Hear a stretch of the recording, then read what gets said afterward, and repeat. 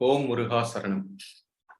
அன்பான கொங்கு சொந்தங்களே, பல நாடுகளில் பல கண்டங்களில் சொந்த வேலை நிமித்தமாகவோ அலுவல் நிமித்தமாகவோ எங்கு இருப்பினும் 15 தினங்களுக்கு ஒரு முறை நம் KPN global, Kongu business network, KPN association Tamil Nadu, சிக்பா மலேசியா மற்றும் கேபிஎன் ஆஸ்திரேலியா இணைந்து நடத்தும் ஒன்றுபட்டால் எதையும் வெல்லலாம் என்ற உன்னத தலைப்பில் கொங்கு சமுதாயத்தில் புகழ் பெற்று சாதித்த, நம் கொங்கு சமுதாயத்திற்கு பெருமை சேர்க்கும் உன்னதமான தலைவர்களை அல்லது சாதித்த கொங்கு தங்கங்களை, பெண் தங்கங்களை வரவேற்கும் இந்த காணொளி தொகுப்பிற்கு வந்துள்ள அனைத்து கொங்கு சொந்தங்களையும் வருக வருக என்று வரவேற்பது உங்களது வழக்கறிஞர் ராஜசேகரன், திருப்பூரிலிருந்து.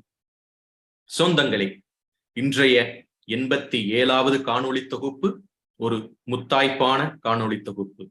ஆம் சொந்தங்களே, ஒவ்வொரு காணொளி தொகுப்பும் நம் சொந்தங்களின் எண்ணத்தை மேலோங்க வைக்கும், வெற்றியை கொண்டு அவர்கள் வாழ்வில் பூரிப்படைய வைக்கும் ஓர் உன்னதமான காணொளி என்றால் அது எந்தவித ஐயமும் இல்லை, எந்தவித மிகுதியான சொல்லும் அல்ல. இன்றைய இந்த நன்னாளில் இந்த 87வது காணொளி தொகுப்பில் நம்முடன் இணைந்திருக்கும் நம் கொங்கு சமுதாயத்திற்கு பெருமை சேர்க்கும் தங்கமகள், நம் கொங்கு சமுதாயத்தில் மனிதம் காக்கும் மருத்துவத் துறையில் முன்னோடியாக திகழும் ஓர் மருத்துவமனையை வெற்றிகரமாக செயல்படுத்தி அந்த மருத்துவமனையின் மூலம் பல எண்ணில் அடங்கா ஆயிரக்கணக்கான லட்சக்கணக்கான உயிர்களை காப்பாற்றும் ஒரு மனிதம் காக்கும் ஒரு மருத்துவ தொழில், ஒரு தெய்வத் தொழில் என்றால் அது மிகுதியல்ல. அந்த தொழிலில் சாதித்துக் கொண்டிருக்கும் நம் கொங்கு திருமகள், நம் மதிப்பிற்குரிய doctor Thavamani Palaniswami MD AB USA அவர்களை நம் கொங்கு கேபிஎன் குளோபல் இந்த இணைய காணொளி நிகழ்விற்கு வருக வருக என்று உங்களின் சார்பாக உளமாற வரவேற்கின்றோம். சொந்தங்களே, இன்று ஒரு புண்ணிய புதல்வரின் பிறந்த நாள்.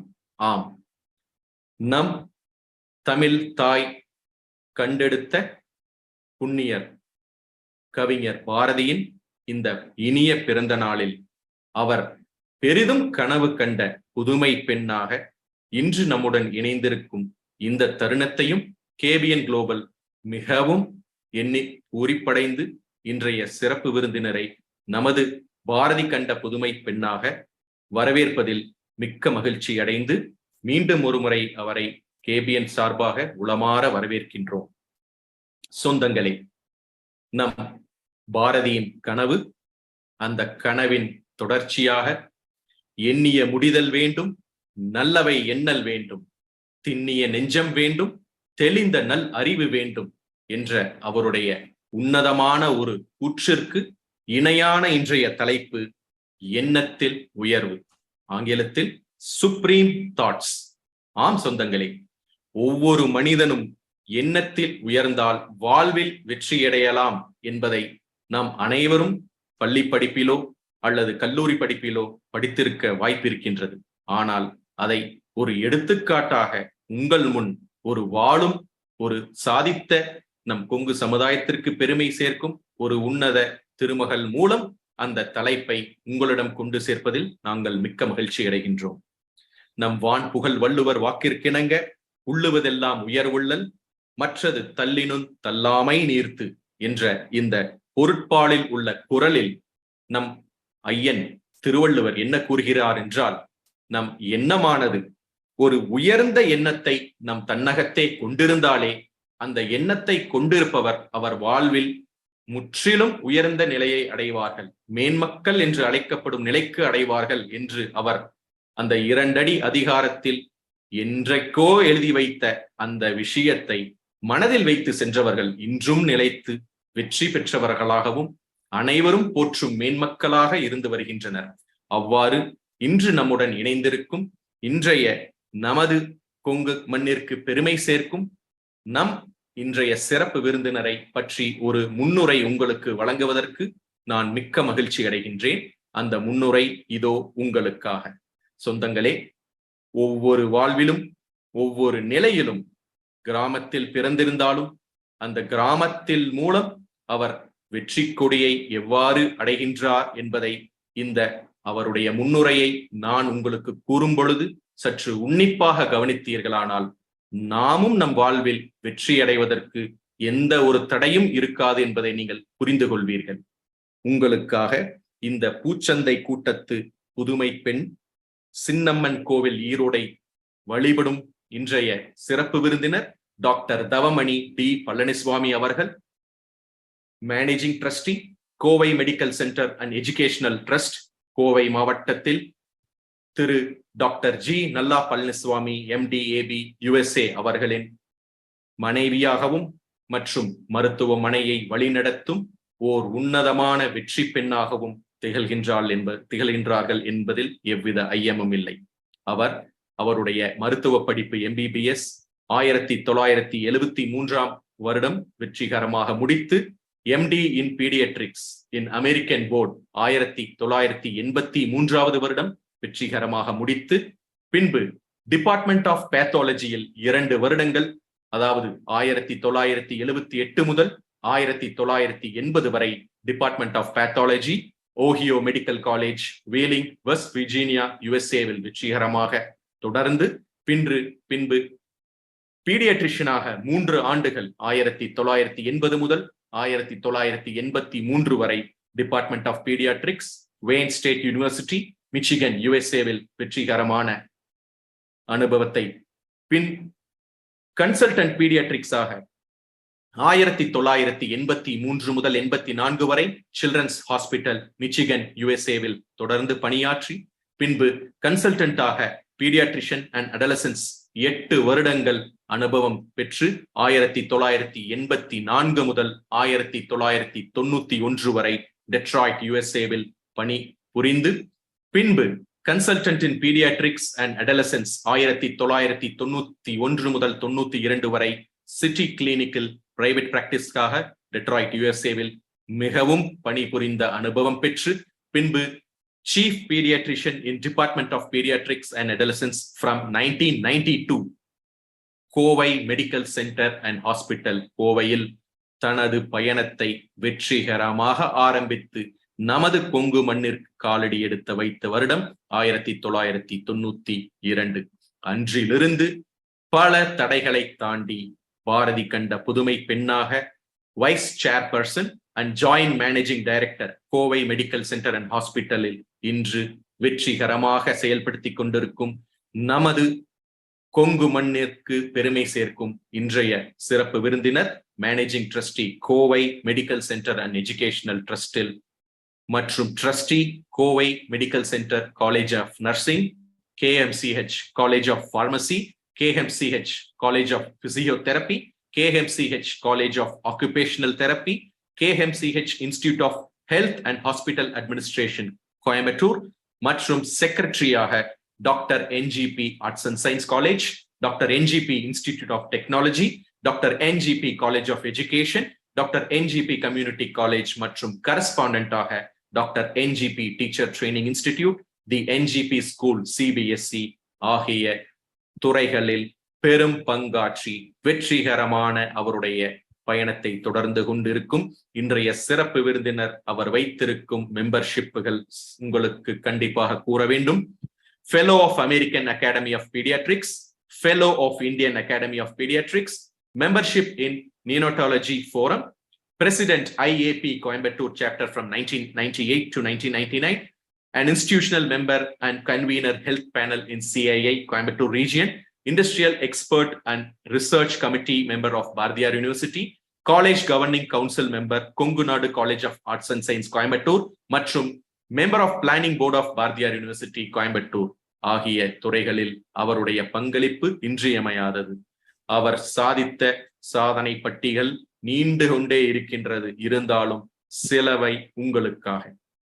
Life time achievement award from doctor MGR medical university அவர் வாங்கியது through our Honorable Minister of Wealth, Government of Tamil Nadu. Women of the Year Award 2013 from the Hindu on Women's Day. பெண்மையை போற்றும் award 2013 by Lions Club International. Women of Substance Award by Atma Foundation, Coimbatore 2014வது வருடம். Eminent Personality of the Decade by Rotary Club of Coimbatore East 2014ஆம் வருடம். Lifetime Achievement Award from Lions Club of International 2014வது வருடம். ICTACT Women Edupreneur Award 2015 மற்றும் Yuva Shakti award 2015, angels of change Times of India நிறுவனத்தின் விருது 2015வது வருடம். Kovai wonder women 2019 மற்றும் அவருடைய சாதனை பட்டியல்கள் நீண்டு கொண்டே செல்கின்றது. சொந்தங்களே, இவ்வளவு ஒரு நீண்ட முன்னுரையை நமது கேபிஎன் சந்தித்து வெகு நாட்களாகிவிட்டது. இந்த சாதனை முன்னுரையை நான் சிறிதளவேனும் தான் சொல்லி இருக்கின்றேன். மீதியை நமது சிறப்பு விருந்தினரிடம் மூலம் கேட்டு தெரிந்து கொள்ளலாம் என்ற காரணத்தினாலும், நானே இரவில் வெகு நேரம் பேசிக் கொண்டிருந்தால் நமது சாதனை பெண்ணை பற்றி நம் நேரம் குறைந்துவிடும் என்ற காரணத்தை கருதி நமது KMCH நமது சிறப்பு விருந்தினர் அவர்களுடைய ஒரு சிறிய காணொளி தொகுப்பு உங்களுக்காக இதோ பாருங்கள் சொந்தங்களே.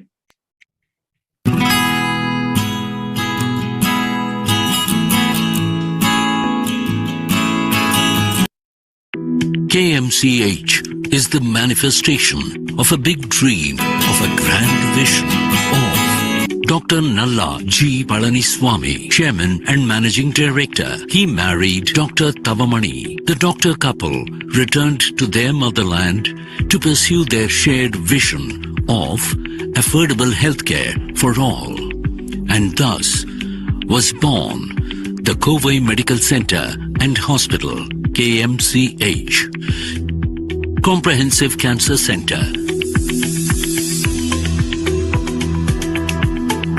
Heart Institute,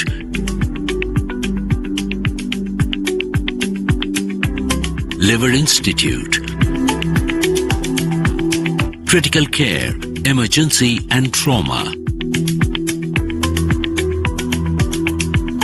Neurosurgery, Neurosciences,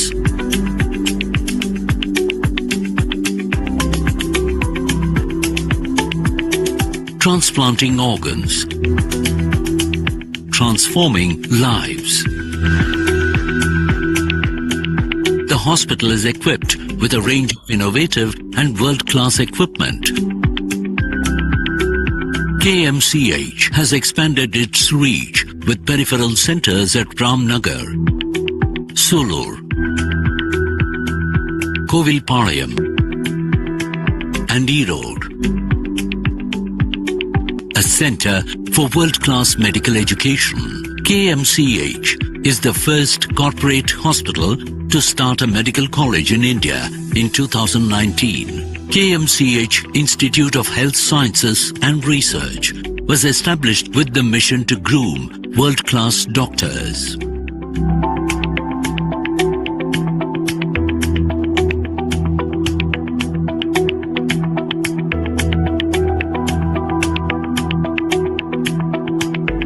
The CSR activities of KMCH have touched numerous lives. Women health centers, classrooms and restrooms for school children in rural areas. Extending support to poor children suffering from cancer through EGAI Foundation, a charity wing of KMCH. Awards and recognitions. Over the years, KMCH has won several awards from various government and private organizations.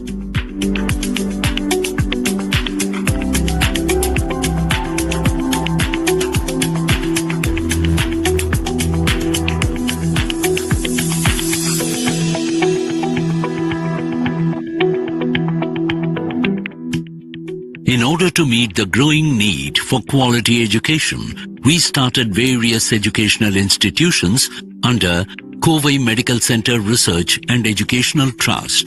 The trust has under its wing 9 institutions that offer 150 plus academic programs with 1,500 staff and 13,000 plus students. KMCH College of Nursing, KMCH College of Physiotherapy, KMCH College of Pharmacy, KMCH College of Occupational Therapy, Dr. NGP Arts and Science College, Dr. NGP College of Education, Dr. NGP Institute of Technology, KMCH Institute of Allied Health Sciences, the NGP School.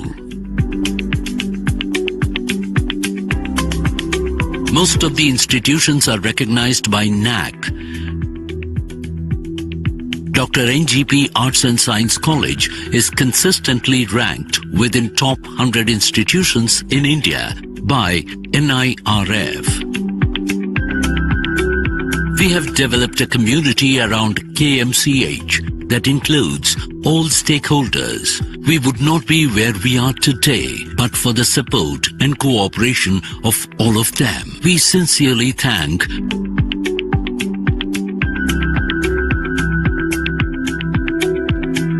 our eternal gratitude to thousands of patients and parents who trust us to deliver the best.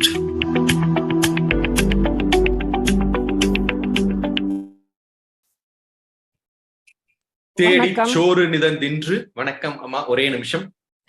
தேடிச் சோறு நிதந்தின்று பல சின்னஞ்சிறு கதைகள் பேசி மனம் வாடி துன்பம் முழன்று பிற வாட பல செயல்கள் செய்து நரை கூடி கிள பருவம் எய்தி கொடுங்கூற்று கிரையென பின் மாயும் பல வேடிக்கை மனிதரைப் போல நான் வீழ்வேன் என்று நினைத்தாயோ என்று பாரதி கூறிய அந்த புனிதமான ஒரு கவிஞர் சொன்ன அந்த கவிதைக்கு எடுத்துக்காட்டாக ஒரு எண்ணத்தில் உயர்வு, சுப்ரீம் தாட்ஸ் என்ற இன்றைய தலைப்பில் நம்முடன் இணைந்து இருக்கும் நமது கொங்கு மண்ணிற்கு பெருமை சேர்க்கும் நமது சிறப்பு விருந்தினரை அவர்களுடைய சிறப்புரை ஆற்றுமாறு அன்புடன் அழைக்கின்றோம். வாருங்கள், உங்களது சிறப்புரையை தாருங்கள். வணக்கம்.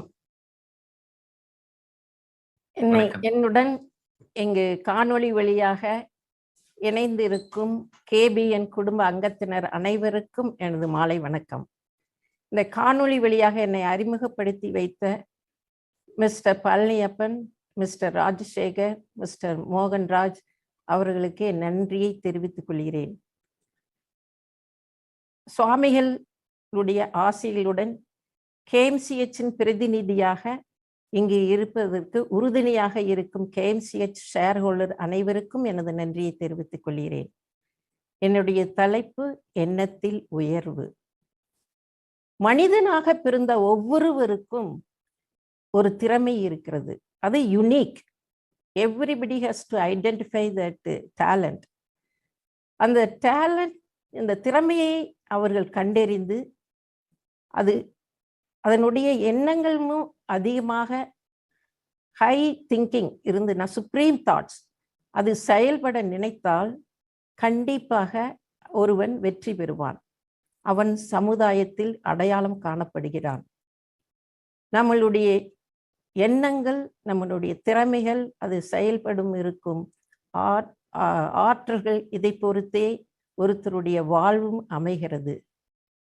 அதுதான் வள்ளுவர் என்ன சொல்லி இருக்கிறார்னா, எண்ணிய எண்ணியார் எய்துவ எண்ணியார் திண்ணியராக பெறின்.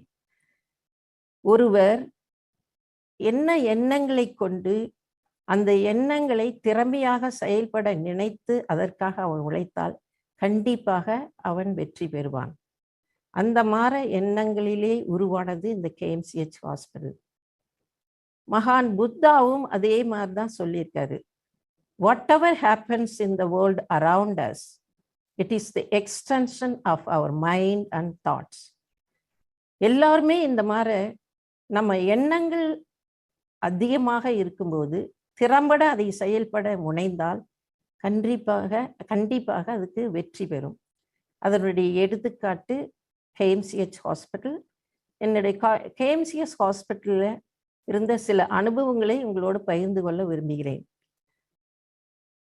நாங்க அமெரிக்காவில் இருக்கும்போது நல்லா பழனிசாமி அங்க இருக்கிற மருத்துவமனைகளை வசதிகளை பார்த்தார், அங்க இருக்கிற மருத்துவங்களை பார்த்தார்.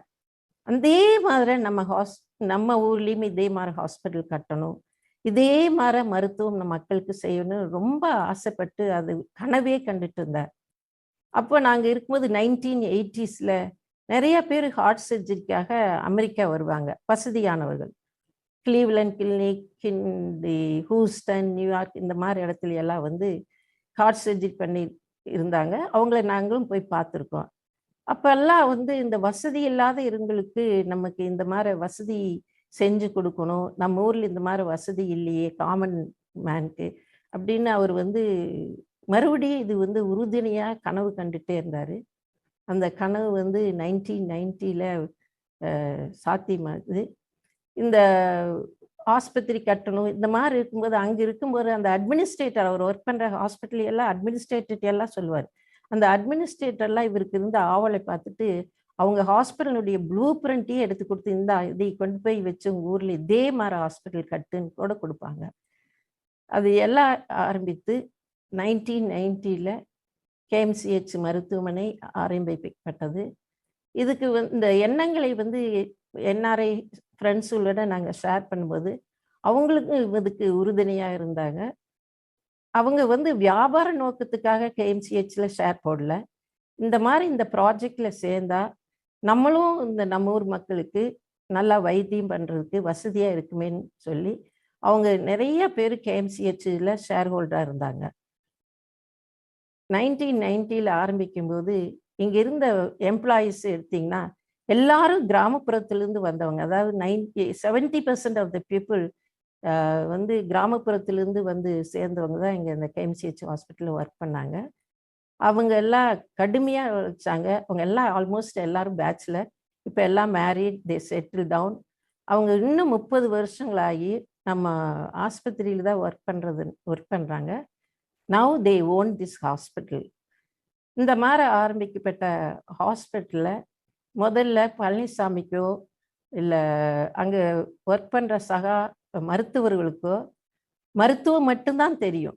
அவங்களுக்கு வந்து இந்த பிஸ்னஸ் வந்து ஒரு ஆரம்ப நிலையத்தில் தான் இருந்தாங்க. அவங்க பிஸ்னஸ் வெஞ்சர் பற்றியெல்லாம் ரொம்ப தெரியாது.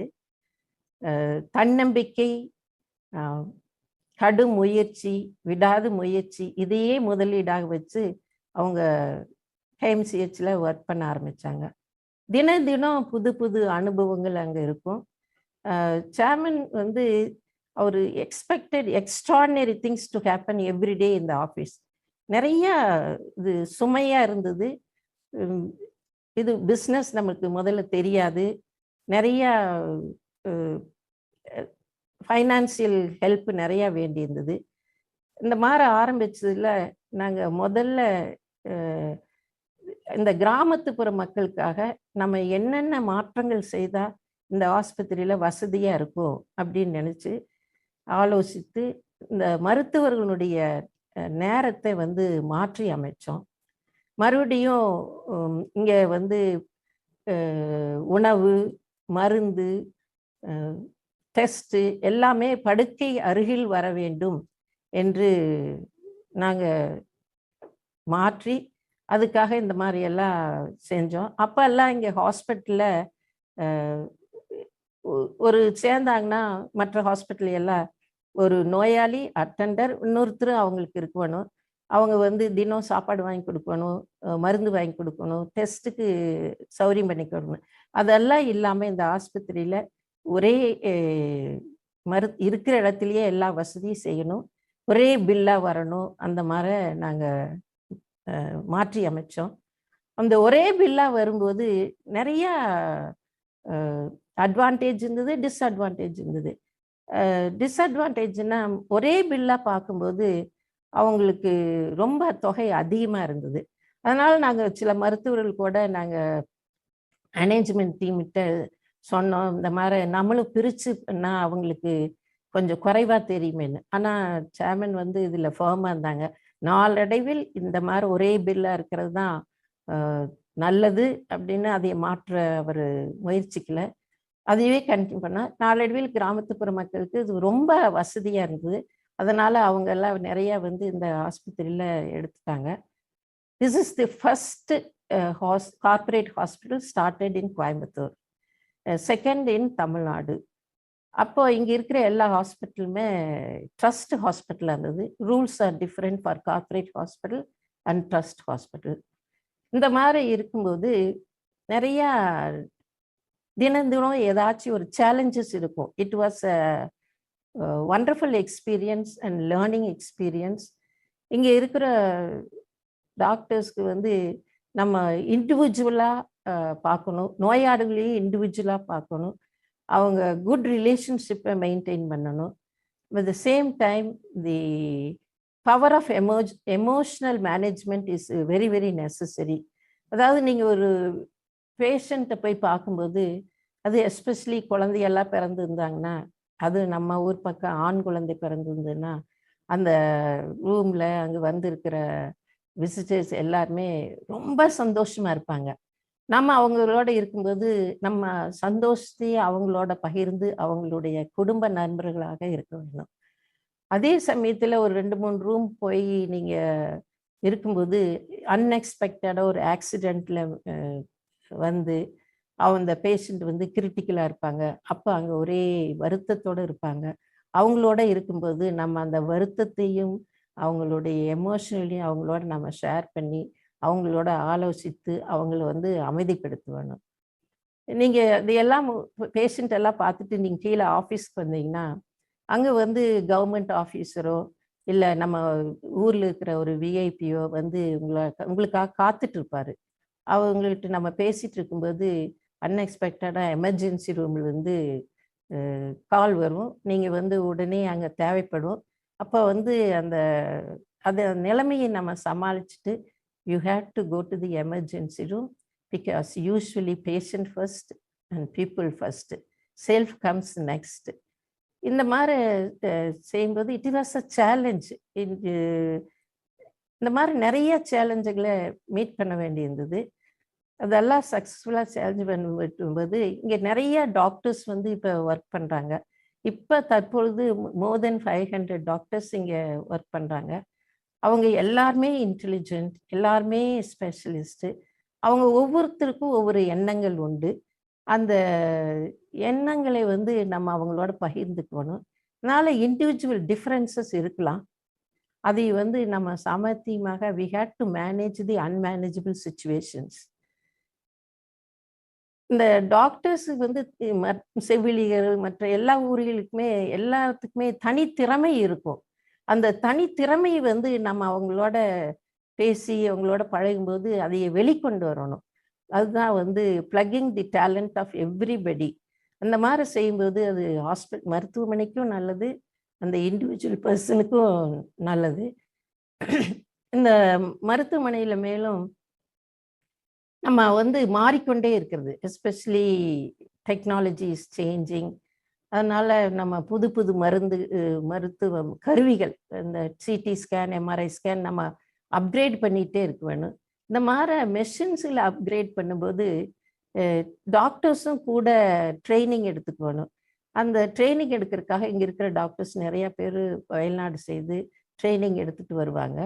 அந்த மாதிரி ட்ரெயினிங் எடுத்துகிட்டு வந்தால் தான் அது வந்து நம்ம உலகத்தரத்தோட ஒன்றா இருக்க முடியும், அவங்களுடைய எக்ஸ்பெக்டேஷனை மீட் பண்ண முடியும். இங்கே இன்ஹவுஸ் ட்ரைனிங் நாங்கள் பண்ணுறோம். அதுக்காக வந்து வாரத்தில் 2 நாள் சில மணி நேரங்கள் ஒதுக்கி இந்த மாதிரி ட்ரைனிங் எடுக்கிறோம். அப்போ lot of intelligent debates happens. அது வந்து டாக்டருக்கும் செவிலியருக்கும் மற்றவங்களுக்கும் உறுதுணையாக இருக்கும், அப்கிரேடேஷனுக்கும் அது ஹெல்ப்ஃபுல்லாக இருக்கும். இந்த மாதிரி செய்கிறதுனால தான் இப்போ வந்து இங்கே kidney transplant, liver transplant, lung, heart transplant எல்லாமே செய்ய முடியுது. நம்ம வந்து முதலியே ட்ரீம் வந்து உலகத்தரத்துக்கு ஈக்குவலாக நம்ம இந்த மருத்துவமனை நடத்தணும். இங்கே இருக்கிற மக்கள் எல்லாரும் வந்து இங்கேயே வந்து மருத்துவம் பண்ணி வேறு எந்த நாடுகளுக்கும் போக முடியாத அளவு எல்லா வசதிகளையும் நம்ம செஞ்சு கொடுக்குங்கிறத குறிக்கோள். அதுக்காக நம்ம வந்து நம்மளை கண்டினியூஸாக அப்கிரேட் பண்ணிட்டு இருக்கிறது ரொம்ப ரொம்ப அவசியம். இந்த மாதிரி இவங்க செய்யும்போது நிறைய சேலஞ்சஸ் வரும். அந்த தன்னம்பிக்கையை, அயராது உழைப்பு, சில சமயத்தில் டயர்ட்னஸ் கூட வரலாம். மருத்துவர்களுக்கு வரும், மேனேஜ்மெண்ட் டீமுக்கு வரும். இதையெல்லாம் நம்ம சமாளித்து தான் எடுத்துட்டு போகணும். மேலே இங்கே வந்து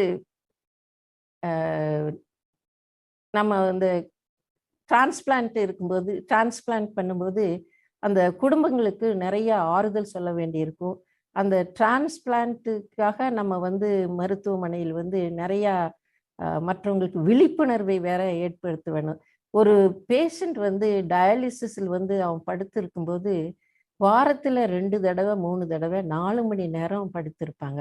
அவங்க லைஃபே வந்து மிசரபிள். அவங்களுக்கு ஒரு கிட்னி நல்லா மேட்சிங்காக கிடச்சிதுன்னா அவங்க லைஃப் கம்ப்ளீட்லாக நார்மல் ஆகும்போது அதை பார்க்கும்போது ரொம்ப சந்தோஷமாக இருக்கும். இந்த மாதிரி நிறைய மக்களுடைய சந்தோஷத்தை பார்க்கும்போது நமக்கும் வந்து அது அளவு கடந்த சந்தோஷத்தை கொடுக்கும். இந்த மாதிரி இருக்கும்போது டாக்டர் நல்லா பழனிசாமிக்கு வந்து COVID-19 வந்து சிகிச்சை இந்த நோய்வாய்ப்பட்டிருந்தார். அப்போ வந்து ரொம்ப கிரிட்டிக்கலாக இருந்தார். அப்போ இங்கே இருக்கிற மருத்துவர்கள், செவிலியர்கள், technician, house keeping, whole health care டீமும் அவருக்காக அயராது உழைத்து அவர் வந்து மறுபடியும் இந்த உலகத்துக்கு மீட்டெடுத்து வந்தார்கள். அவங்க செஞ்ச நன்றிக்கு நான் என்ன கைமாறு செய்வேன்னு தெரியல. மேலும் பல பேர் வந்து பிரார்த்தனைகள் செய்தார்கள். அந்த மாதிரி கூட்டு பிரார்த்தனை செய்யும்போது நம்ம நல்ல அலைகள் ஒன்று கூடி வரும்போது அது நன்மையே பெறும். இதனால தான் நம்ம வந்து எதுவுமே நம்ம திங்க் பண்ணும்போது பாசிட்டிவாகவே திங்க் பண்ணணும். நெகட்டிவாக நம்ம திங்க் பண்ணக்கூடாது. பாசிட்டிவாக நம்ம திங்க் பண்ணும்போது நம்ம சுற்றி இருக்கிற அலைகள் வந்து எல்லாமே பாசிட்டிவாக இருக்கும். அது திரும்பி நம்ம என்னப்படி நடக்க வேணும்னா நமக்கு பாசிட்டிவ் திங்ஸே நடக்கும். நம்ம நெகட்டிவாக திங்க் பண்ணோம்னா நெகட்டிவ் திங்ஸ் வந்து இந்த பிரபஞ்சத்தில் அது அலைகள் இருக்கும். நம்ம மறுபடியும் அது திரும்பி நமக்கு நெகட்டிவ் தான் வரும். அதனால் நம்ம எண்ணங்கள் வந்து எப்பவுமே உயர்வாக இருக்க வேண்டும். இந்த உயர்வாக நினைக்கும்போது நம்ம ஒவ்வொரு இண்டிவிஜுவல் டாக்டர், செவிலியர் அவங்களுக்கு வேண்டிய தேவைகளை நம்ம வந்து பூர்த்தி செய்ய வேணும். அவங்களுடைய இண்டிவிஜுவல் டிஃபரன்சஸ் வந்து நம்ம தான் சரி செய்ய வேணும். நாங்கள் ஒரு 5 வருஷத்துக்கு முன்னாடி மக்களை தேடும் மருத்துவம் அதே முறையில் நாங்கள் ஸ்ட்ரோக் ஆம்புலன்ஸ் ஒன்று இதுக்கு ஏற்பாடு பண்ணியிருந்தோம். கோயம்புத்தூரை சுற்றி ஒரு 10-15 மைல் டிஸ்டன்ஸில் யாருக்கு ஸ்ட்ரோக் வந்தாலும் அவங்க கூப்பிட்டாங்கன்னா அவங்கள வர சொல்லிட்டு இங்கிருந்து ஹாஸ்பிட்டல்லேருந்தும் ஆம்புலன்ஸ் புறப்பட்டு அவங்க வழியிலேயே நாங்கள் வந்து அவங்கள மீட் பண்ணி அந்த சிடி ஸ்கேன் பண்ணி அங்கிருந்தே அந்த பிக்சர் எல்லாம் இங்கே இருக்க மருத்துவர்களுக்கு அனுப்பிச்சிருவாங்க. அவங்க தகுந்த ட்ரீட்மெண்ட் கொடுக்கும்போது ஆம்புலன்ஸில் இருக்கிற டாக்டரோ மருத்துவரோ அந்த ட்ரீட்மெண்ட்டை உடனே ஆரம்பிச்சிருவாங்க. அதனால் அந்த கோல்டன் ஹவரில் நாங்கள் வந்து அவங்களுக்கு மருத்துவம் செய்ய முடிஞ்சது. இதே மாதிரி ரோட்டரி கிளப்போடு சேர்ந்து நாங்கள் mobile van for mammogram and pap smear செஞ்சிட்ருக்குறோம். அது வந்து இப்போ நல்லா சக்ஸஸ்ஃபுல்லாகவே ஒவ்வொரு ஊராக போய் மேமோகிராம் பண்ணுறாங்க. இந்த மாதிரி செய்வதனால ரூரல் பீப்புளுக்கு எல்லாத்துக்கும் நம்ம போய் இந்த பலனை அடைய முடியுது. ரூரல் பீப்புளுக்கு வந்து நாங்கள் சேவை செய்வதற்காக சூலூர் அண்ட் ஈரோடு, கோவில்பாளையம் அண்டு சிட்டியில் வந்து சிட்டி சென்டர் ஒன்று ஆரம்பிச்சிருக்கிறோம். இந்த கோயம்புத்தூர் இந்த கேஎம்சிஹெச்னு சிறப்பு என்ன, அது வந்து ஈஸ்டர்ன் எல்லையில் இருக்குது. அதாவது எண்ட் ஆஃப் தி டவுன். இங்கே வந்து வர்ற பேஷண்ட் 90% கிராமத்திலேருந்து வரதா வந்து சிகிச்சை எடுக்கிறாங்க. அதுக்காக நாங்கள் ரொம்ப சந்தோஷப்படுறோம். ஏன்னா இவங்க நம்ம கிராமத்தில் இருக்கிற மக்களுக்கு நல்லா வசதி செஞ்சு கொடுக்க முடியுதுன்னு நாங்கள் ரொம்பவே சந்தோஷப்படுறோம்.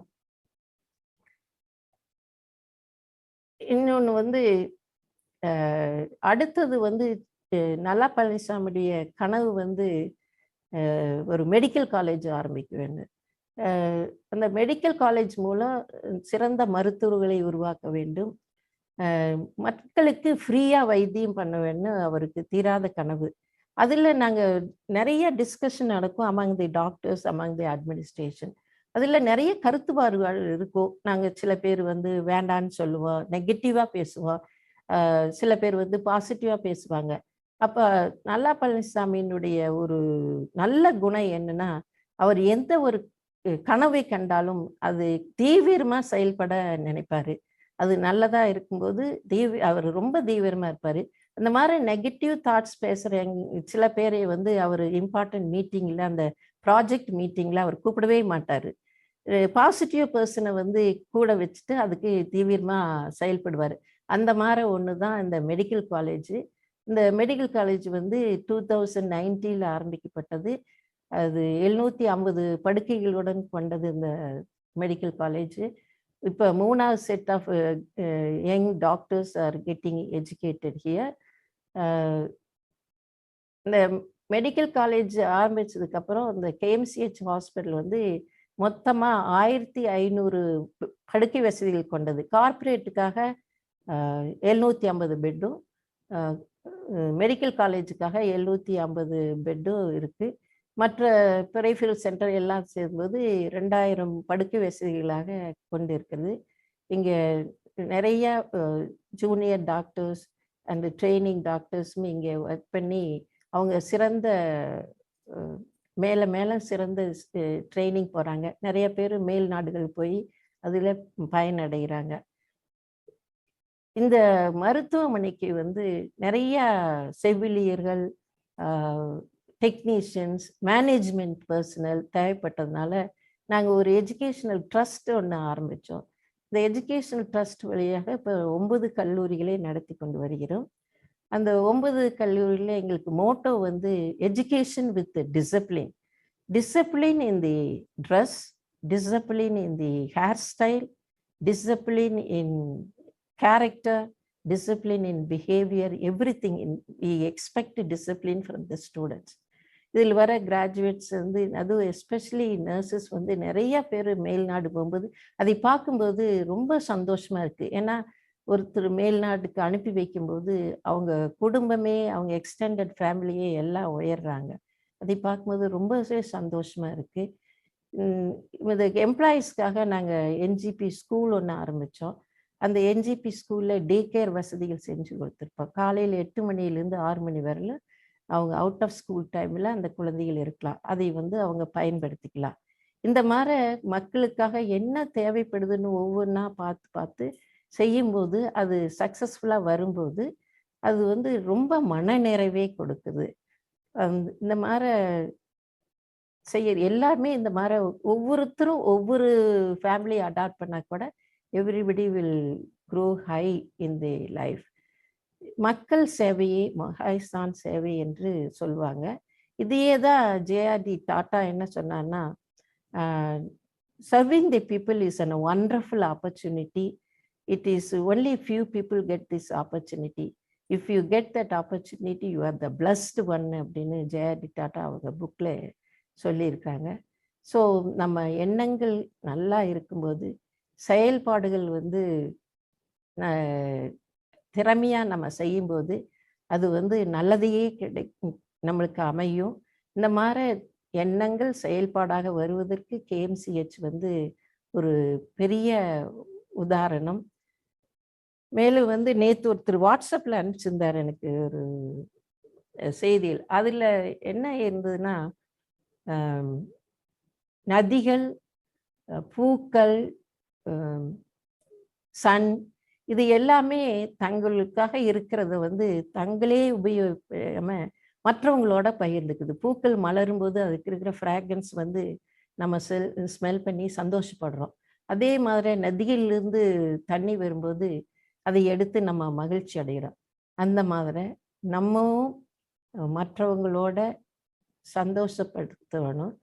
அவங்க சந்தோஷம், நம்மனால அவங்க சந்தோஷம் அடைஞ்சாங்கன்னா அந்த சந்தோஷத்தை பார்க்கும்போது நம்ம சந்தோஷம் இரட்டிப்பாகும்.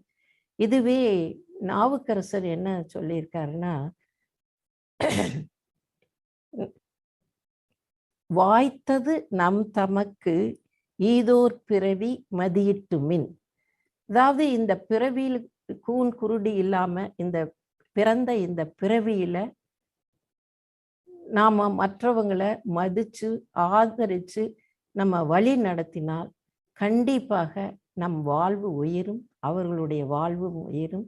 அதுவே நல் செயல். இந்த நம்ம நினைக்கிற ஒவ்வொரு செயல்களுமே உயர்ந்த எண்ணங்களாக இருக்கும்போது, நம்ம பாசிட்டிவ் வைப்ரேஷன் திரும்பி வரும்போது நம்மளும் உயர்வோம், மற்றவர்களும் உயர்வார்கள் என்பது என்னுடைய எண்ணம்.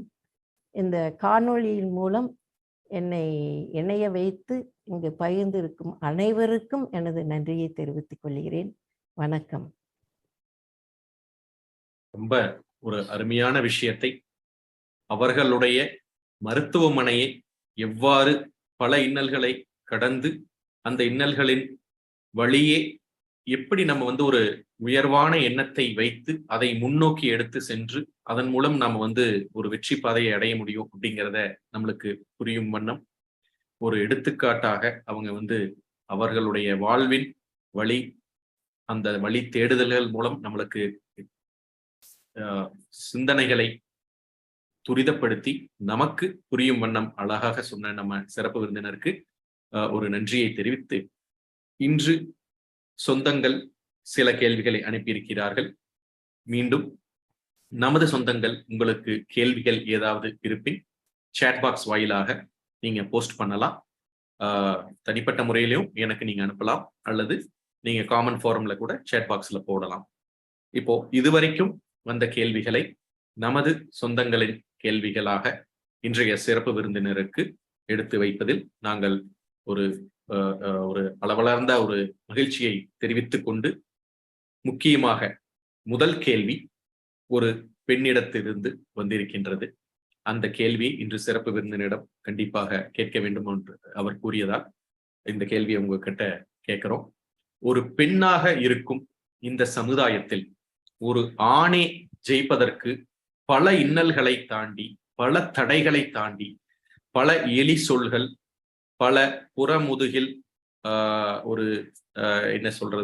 புறமுதுகில் குத்துதல் என்ற சில விஷயங்களை தாண்டி ஜெயிப்பதற்கே ஒரு ஆணிற்கே மிகவும் ஒரு சவாலாக இருக்கக்கூடிய இந்த உலகத்தில் ஒரு பெண்ணாக நீங்கள் இவ்வளவு நிறுவனங்களை கட்டமைத்து அதை எவ்வாறு நீங்கள் அந்த பிரயாணத்தை மேற்கொண்டு வருகிறீர்கள் அப்படிங்கிறது ஒரு கேள்வி. இன்னொரு கேள்வி, அந்த பயணத்தின் பொழுது எப்படி நீங்கள் உங்கள் குடும்பத்தையும் நிர்வகித்துக் கொண்டு ஒரு நல்ல தாயாக, ஒரு நல்ல மனைவியாக, மேலும் நல்ல ஒரு மேனேஜிங் ட்ரஸ்டியாகவோ அல்லது சேர் பர்சனாகவோ அல்லது ஒரு செக்ரட்டரியாகவோ அந்த அலுவல் சார்ந்த விஷயத்தையும் எப்படி கொண்டு செல்கிறீர்கள் அப்படிங்கிற இரண்டாவது பகுதி கேள்வியாகவும் நம்ம சொந்தங்கள் கேட்டிருக்காங்க.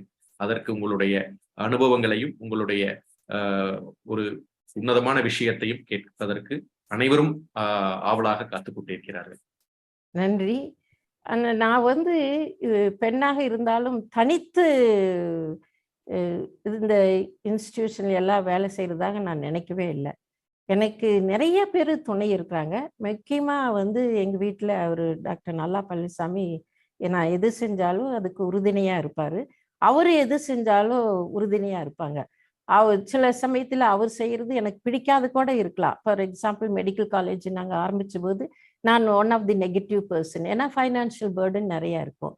ஆனா அதுக்காக ஒரு துணிந்து ஒருத்தர் செஞ்சுன்னா அது நம்ம சப்போர்ட் பண்ண வேண்டியது நம்ம கடமை. பிகாஸ் அது ஒரு நல்ல காரியம். அதே மாதிரி நான் எது செஞ்சாலும் அவரும் சப்போர்ட் பண்ணுவாரு. அப்புறம் நம்ம இந்த மாதிரி சூழ்நிலையில நம்ம பழகி வரும்போது நம்மகிட்ட இருக்கிற ஊழியர்கள் நமக்கு நிறைய பேர் சப்போர்ட்டிங்கா இருப்பாங்க. அவங்கள அதுவும் நான் சொன்னேன், கிராமத்து பிறந்து வந்தவங்க அவங்க நிறைய திறமை வாய்ந்தவங்களா இருப்பாங்க. See the lot of potential in the boys and girls in the village side இருக்குது.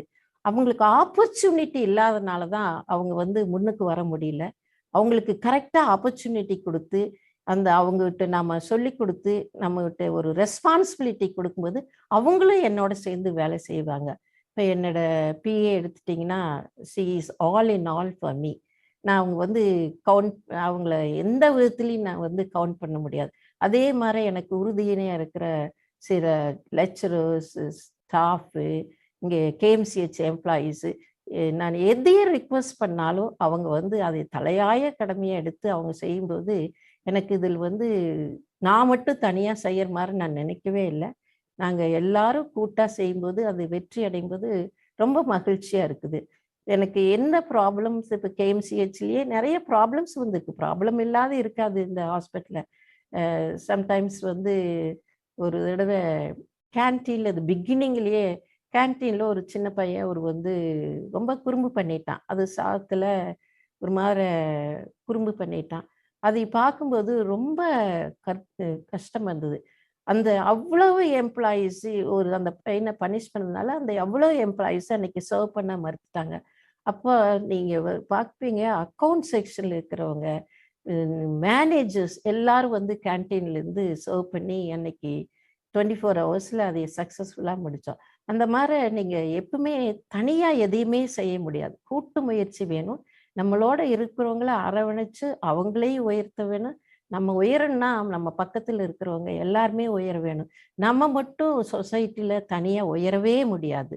அதனால இது நான் பெண்ணா தனியா பார்க்கல.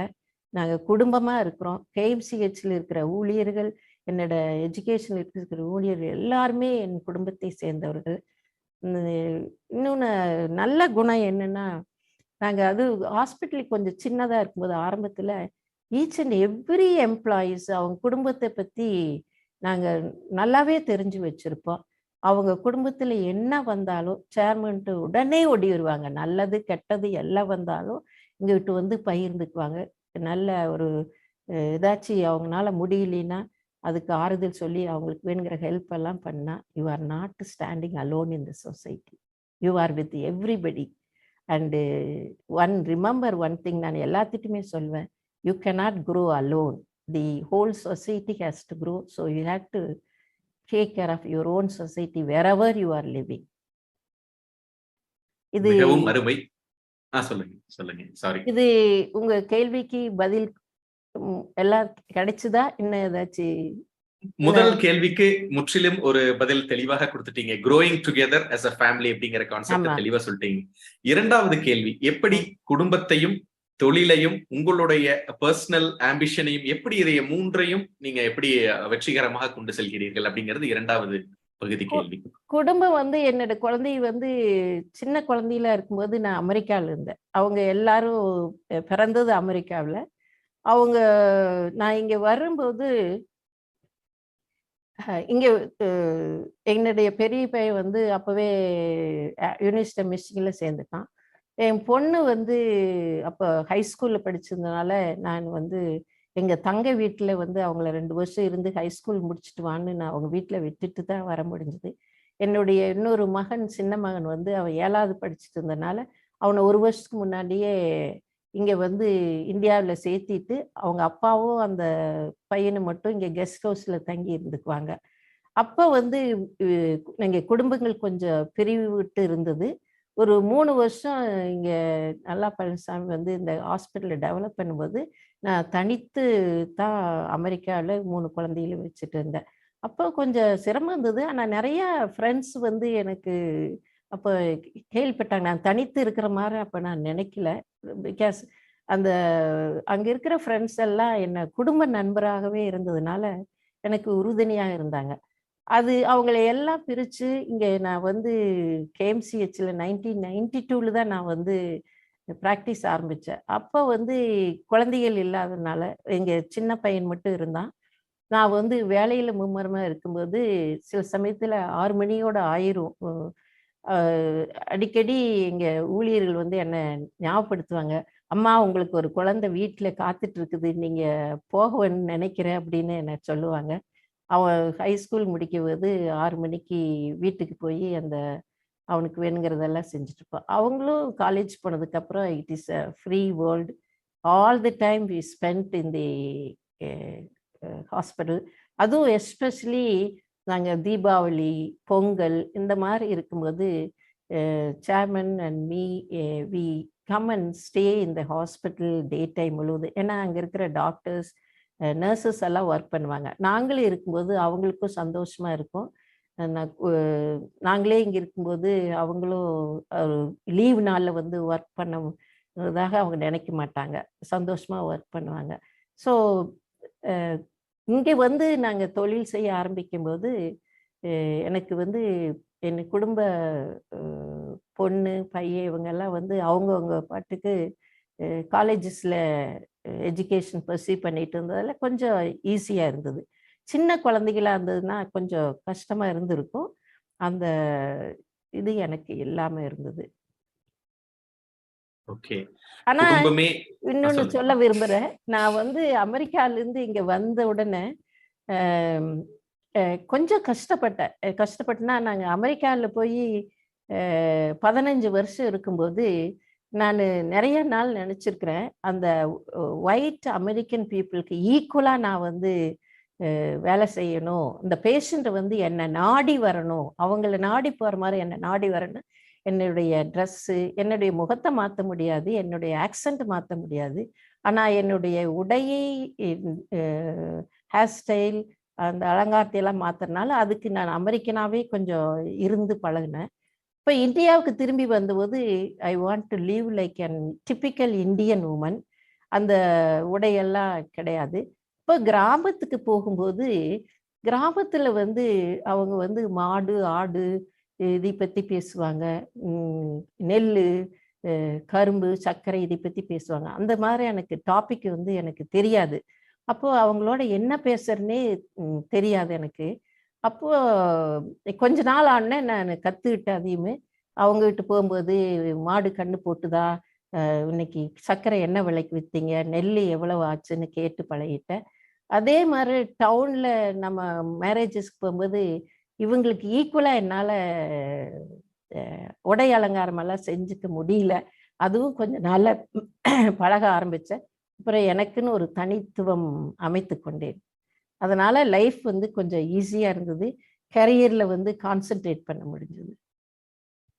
மிக தெளிவாக ஒரு நீண்ட விளக்கத்தை பல அடுத்தடுத்து வரக்கூடிய கேள்விகளுக்கு பதிலாகவும் சேர்த்து கொடுத்திருக்கீங்க.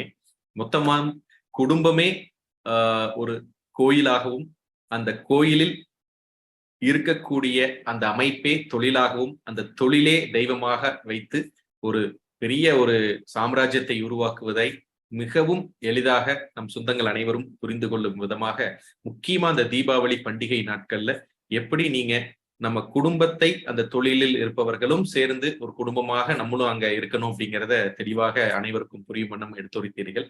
அடுத்தது இன்னொரு கேள்வி என்ன கேட்டிருக்காங்கன்னா, இன்றைய பெண்கள் தொழில் அல்லது அவர்களுடைய ப்ரொஃபஷனல் ஒர்க் அல்லது அவர்களுடைய வேலையில் இருக்கும் பொழுது அடுத்தடுத்த முன்னேற்றம் அவங்க படிக்கணும் அல்லது அவங்க ஜாப்ல இருக்கக்கூடிய ப்ரொஃபஷனோ அதுல இருக்கக்கூடிய அடுத்த மேன்மை நிலையை அடைவதற்கு அவங்க குடும்பத்தில் இருக்கக்கூடிய இடர்பாடுகளோ இன்னல்களோ அவங்கள பின்னுக்கு இழுக்கும் பொழுது எப்படி அதை நம் ஒரு நல்வழிப்படுத்தி நம்மளுடைய ஒரு அச்சீவ்மெண்ட்டையும் கொண்டு சொல்லணும், நம்ம ஆம்பிஷனையும் நம்ம குடும்பத்துடன் சேர்ந்து பிரயாணிப்பது எப்படி அப்படிங்கிறத நிறைய நம்ம பெண் சொந்தங்கள் கேட்டிருக்காங்க. ஏன்னா கணவர் வேறு தொழிலில் இருப்பார், மனைவி வேறு தொழிலிலோ அல்லது கணவர் வேறு வேலையிலோ, மனைவி வேறு சம்பந்தம் இல்லாத இன்னொரு துறையில் இருக்கக்கூடிய வேலையிலோ இருப்பாங்க.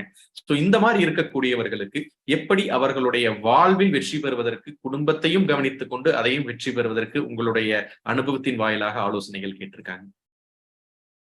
பெண்கள் வந்து நிறைய மேலும் படிச்சு அவங்க உயர்ந்து வரணும். ஏன்னா நிறைய பெண்கள் வந்து நல்ல மேனேஜிங் ஸ்கில் இருக்கு, அவங்களுக்கு ஃபைனான்சியல் அக்யூமெண்ட் கூட நிறைய இருக்கு. அவங்க நிறைய பேர் அந்த வாய்ப்பை பயன்படுத்திக்கிறதும் இல்லை. அப்படி சில சமயத்துல வாய்ப்பு வரும்போது நீங்க சொன்ன மாதிரி நிறைய ப்ராப்ளங்களை அவங்க ஃபேஸ் பண்ணிட்டு இருக்காங்க. அவங்களுக்கு நான் என்ன சொல்றேன்னா, அவங்க வந்து மற்ற உறவினர்களுடைய அன்பும் பாசமும் நம்மளுக்கு இருக்க வேணும். நம்ம எக்ஸ்டெண்டட் ஃபேமிலி மெம்பர்ஸினுடைய உதவிகள் நமக்கு தேவைப்படணும். அப்புறம் கணவர் வந்து சில சமயத்தில் நம்ம தொழிலை பற்றி நம்மளை பற்றி புரியாமல் கூட அவர் வேற விதமாக கான்சன்ட்ரேட் பண்ணிட்டு இருக்கலாம். ஆனால் அவர் தொழில் ரீதியாகவும் நம்மோட கான்சன்ட்ரேட் பண்ண முடியாது. இப்போ ஒரு லாயர், ஒரு டாக்டர் இருக்கும்போது 2 பிரிவுமே இம்பார்ட்டன்ட், 2 பேருமே அப்கிரேட் பண்ண வேண்டியது இருக்கு. ஸோ 2 பேருமே பிஸியாக இருக்கும்போது நம்ம மற்றவர்களுடைய உறவினர்கள் நமக்கு நம்பிக்கையானவர்கள் வந்து நமக்கு உதவியாக இருக்கணும். சில சமயத்தில் மென்டல் டயர்ட்னஸ் வரலாம் பெண்களுக்கு. இப்படி வரும்போது நம்ம வந்து ஒரு கவுன்சிலிங் எடுத்துக்கிறது நல்லது. ஏன்னா கண்டிப்பாக வந்து யாரையுமே பகைச்சிட்டு நம்ம மட்டும் முன்னேறவே முடியாது. ஸோ எல்லாத்தையும் நம்மளோட கொண்டு போய் தான் ஆகணும். கணவர் வந்து அவர் வேலை நிமித்தமாகவோ, அண்டர்ஸ்டாண்டிங் நிமித்தமாகவோ நம்மளோட சரியா உதவிக்கு வர முடியாத நிலைமை இருக்கும்போது, மற்றவர்களுடைய உதவியை நாடி அவரு இந்த லைஃப்ப வந்து ஒண்ணா தான் கொண்டு போகணும். எந்த காரணத்துக்கு கொண்டும் நம்ம வந்து தனித்தனியா முன்னேறணும்னு நினைக்கக்கூடாது. அவர் என்ன பெருசா, நான் என்ன பெருசான்னு. இது வந்து பெண்கள் கண்டிப்பா எல்லா டேலண்டட் இருக்குது நிறைய பேத்துக்கு. அதுவும் ஃபைனான்சியல் வந்து நம்ம முன்னுக்கு ஒண்ணும் வர்றதே இல்ல. எஸ்பெஷலி இந்த கம்பெனியில வந்து இப்ப இண்டிபெண்டன்ட் ஆடிட்டர்ஸ் வந்து அதுவும் பெண்களுக்கு நல்லா கவர்மெண்ட் வந்து ஊக்கம் கொடுக்குறாங்க. ஸோ நம்ம ஃபைனான்சியல் பத்தி நல்லா தெரிஞ்சிருந்தா இண்டிபெண்டன்ட் ஆடிட்டரா கூட நம்ம கம்பெனியில் போகலாம். அந்த மாதிரி இருக்கும்போது அந்த ஆப்பர்ச்சுனிட்டி யூஸ் பண்ணி நம்ம உறவினர்களுடைய உதவி, நம்ம மாமியார், மாமியார் எல்லாத்துடைய நாத்தனார் எல்லாத்துடைய உதவிகளும் சில சமயத்தில் நமக்கு தேவைப்படும். அதுக்காக நம்ம வந்து என்ன செலவானாலும் அதைய செலவு செய்து அந்த உறவுகளை நம்ம வந்து கண்டிப்பாக வச்சிருக்கணும். எஸ்பெஷலி நம்ம 2 பேரும் ரொம்ப பிஸியா இருக்கும்போது உறவுகளுடைய உதவி அவசியம். நமக்கு ரொம்ப மென்டல் டென்ஷன் போது நல்ல சிறந்த கவுன்சிலர்கிட்ட வந்து கவுன்சில் பண்ணி மன உறுதியோட இருக்க வேணும். கண்டிப்பா வந்து இந்த மாதிரி மன உறுதியோட செயல்படும்போது சக்சஸே நடக்கும். நல்ல நிலைக்கும் வர முடியும். ஒரு சிச்சுவேஷனுக்கு வந்ததுக்கு அப்புறம் அந்த life becomes very beautiful understanding each other. ஆனா சின்ன வயசுல 2 பேருமே நம்ம முன்னேற வேணும்னு நினைக்கும் போது சில சமயத்துல குடும்ப சூழ்நிலையில ரொம்ப டஃப்பா இருக்கும். அப்போ உறவினர்கள் இந்தியாவில் வந்து உறவினர் இருக்கிறதுனால உறவினர்களுடைய உதவி நான் நாட வேணும். இப்போ மேலை நாடுகள்னா நம்ம வந்து அதுக்கு நம்ம ஹெல்ப்பர்ஸை நம்ம போட்டுக்க வேண்டிய நேரம் வரும். நான் படிக்கும்போது ட்ரைனிங் எடுக்கும்போது நான் வீட்டில் வந்து என்னால் படிக்க முடியலையே, கிட்ஸ் எல்லாம் இருக்குன்னு கம்ப்ளைண்ட் பண்ணும்போது இப்போ நல்லா பழனிசாமி கிளியராக சொன்னாங்க, நீ படிக்க வேணா 4 மணிக்கு 3 மணிக்கு எந்திரிச்சு எல்லாம் குழந்தையெல்லாம் 6 மணிக்கு தான் எந்திரிப்பாங்க. 3 மணி நேரம் சாலிடாக இருக்குது. ஸோ யூஸ் தட் டைம் அப்படின்னாரு. அந்த மாதிரி தான் நம்ம வந்து நமக்கு time is so precious during that time. எல்லா பெண்களுமே நான் வந்து முன்னுக்கு வரவேன்னு நினைக்கிறேன். எல்லா பெண்களுக்கும் நல்ல திறமை இருக்குது. அதை அவங்க கண்டிப்பாக யூஸ் பண்ணிக்க வேணும். அதுக்கு வந்து அவங்க வீட்டில் இருக்கிறவங்க எல்லாமே அதுக்கு உறுதுணையாக இருக்க வேண்டும் என்று நான் கேட்டுக்கொள்கிறேன். கடவுளை பார்த்திருக்கிறேன். மிக ஒரு உன்னதமான பதில். எல்லோருக்கும் கண்டிப்பாக ஒரு பூரிப்பான ஒரு பதில் தான் சொல்ல வேண்டும். அடுத்தடுத்து பெண்களே நிறைய கேள்வி கேட்டிருக்கிறதுனால நாங்களும் கொஞ்சம் அதனுடைய கோட்டாவை எடுத்துக்கலாம் அப்படின்றதுனால ஆண்களுக்கு உண்டான நிறைய கேள்விகள் இருக்கிறது. அந்த கேள்விகளை கேட்டுவிட்டு பெண்களுக்கு உண்டான கேள்விகளுக்கு வரலாம் என்று எண்ணி, நிறைய சொந்தங்கள் முக்கியமாக நம் ஆண் சொந்தங்கள் வந்து என்ன கேட்டிருக்காங்கன்னா, அந்த தொழிலில் நாம் வெற்றி பெற முயற்சி எடுத்து சென்று கொண்டு ஒரு உயர்வான எண்ணத்தை, ஒரு முக்கியமான ஒரு தொலைதூர இலக்கை வைத்து நம்ம முன்னேறி செல்லும் பொழுது, நீங்க உங்களுடைய உரையிலேயே சொல்லியிருந்தீங்க, சில பேர் நெகட்டிவ் தாட்ஸ் இருப்பாங்க, அதை நம்ம அவாய்ட் பண்ணிட்டு போகணும் அப்படின்னு. ஆனாலும் அந்த நெகட்டிவ் தாட்ஸ் இருப்பவர்கள்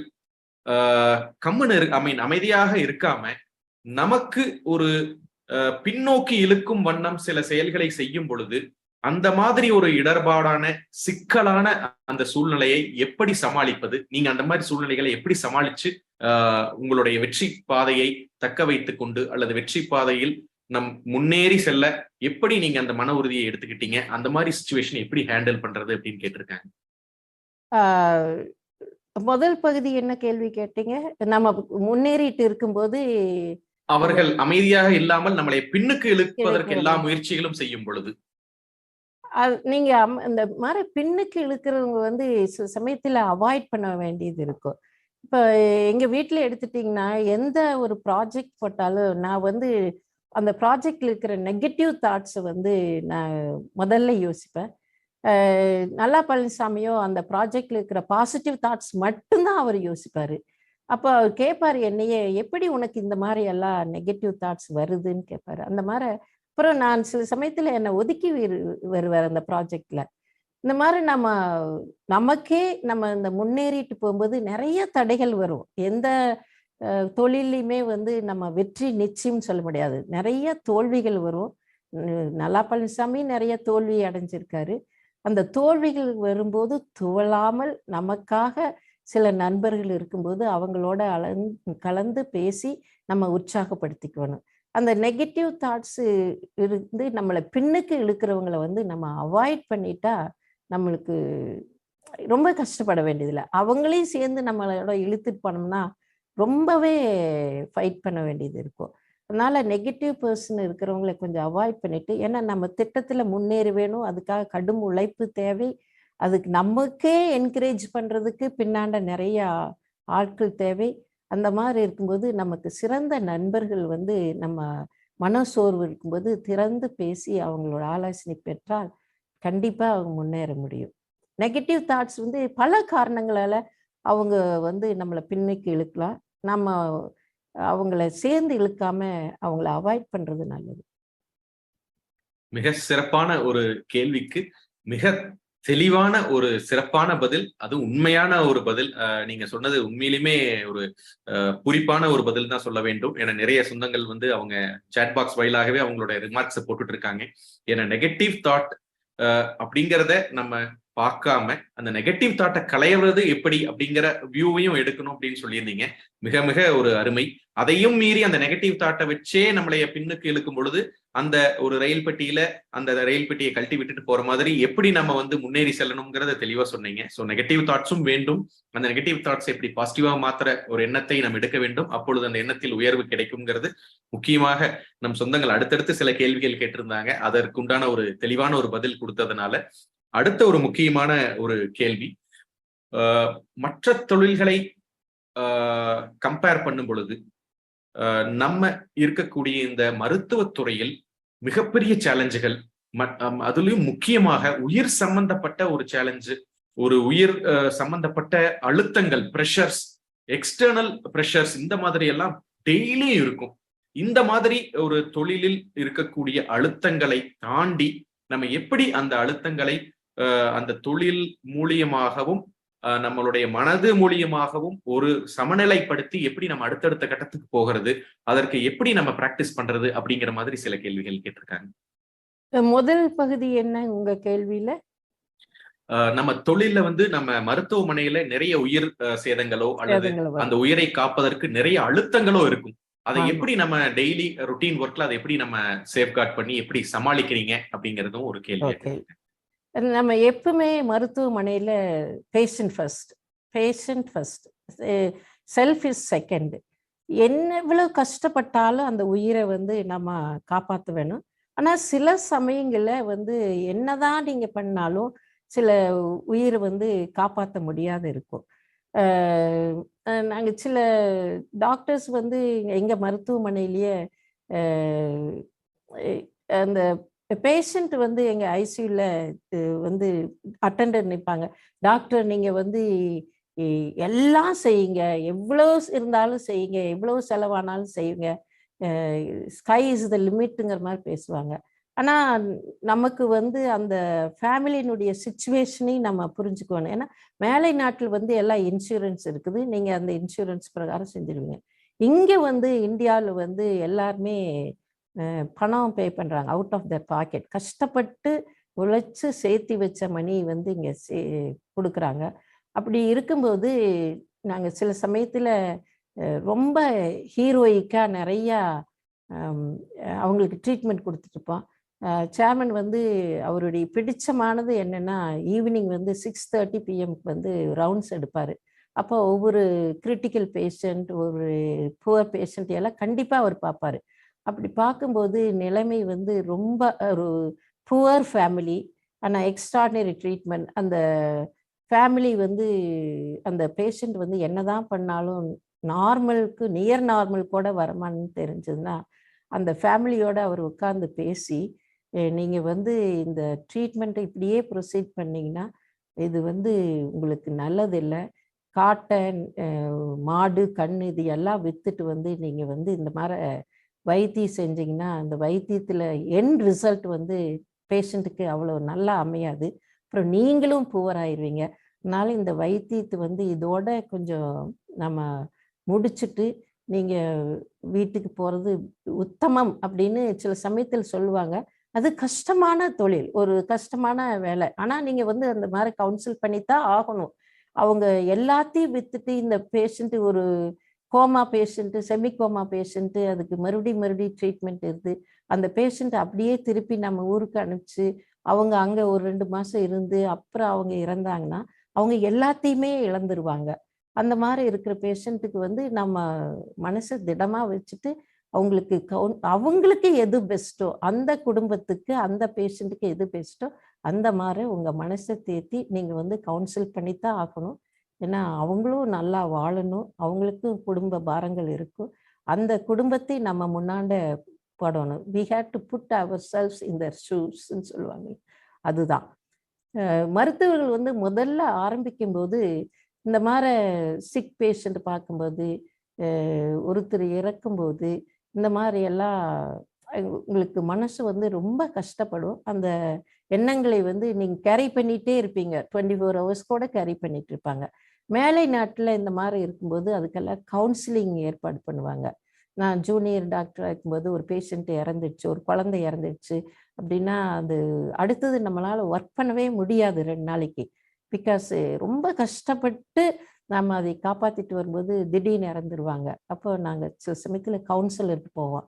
ஆனால் அது நாளடைவில் ப்ராக்டிஸ் பண்ண உங்கள் மனசு வந்து பக்குவப்படுத்திடும். அது இந்தியாவில் வந்து நல்லா பக்குவம் இருக்கிறது அவசியம். எந்த சூழ்நிலையிலையும் பேஷண்ட் ஃபர்ஸ்ட், அந்த family first, self is next to them. So அவங்களுக்கு எது நல்லதோ அந்த மாதிரி நம்ம கவுன்சில் பண்ணி அவங்கள நல்வழிப்படுத்துவது நமது கடமை. ஓகே. ரொம்ப ஒரு உணர்வுபூர்வமான ஒரு விஷயத்தை எப்படி அணுகணும், முக்கியமாக டாக்டர் அவர் எப்படி அணுகுவார் அப்படிங்கிறத சொல்லும் பொழுதே எங்களுக்கு அந்த மாதிரி சுச்சுவேஷனை நினைச்சு பார்க்கும் பொழுதே சில பேர்த்துக்கு அது எப்படி அதை ஓவர் கம் பண்ணி வரோங்கிறது நம்ம விஷுவலைஸ் பண்ண முடியுது.